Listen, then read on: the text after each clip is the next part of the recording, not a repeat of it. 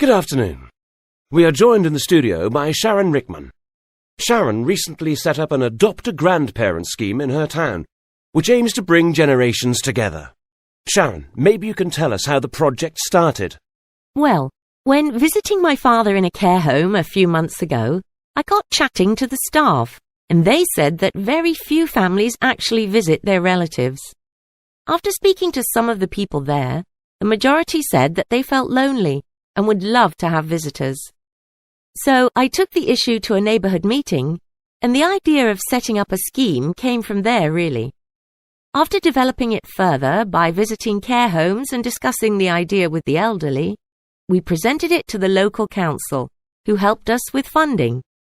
So what does it actually involve doing? Well, we start off by giving volunteers forms to fill out about their interests and personalities. After, we pair them with seniors who they are best suited to and introduce them. Then it's up to them what happens next. Some are happy meeting for cups of tea and a chat. Others arrange trips out.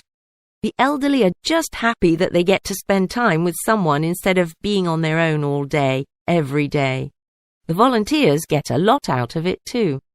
Have you faced many problems in getting people to volunteer? Not at all. We've had a lot of interest from people of all ages. What's so good about it is volunteers can give as much time as they please. Whether you can give a few hours or a few days a week, it's entirely up to you. What's really special is when you see the scheme making a difference. One young girl who grew up without grandparents is so overwhelmed that she visits her adopted granny nearly every day.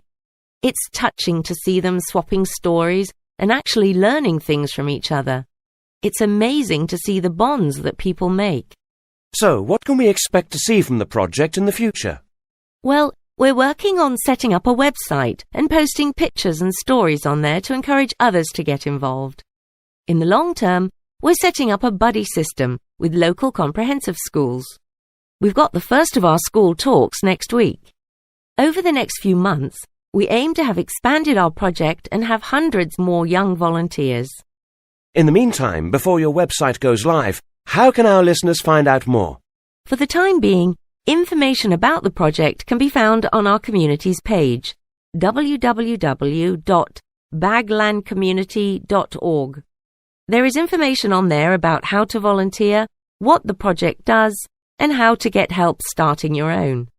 Sharon, thank you so much for taking the time to join us today. Thank you for having me.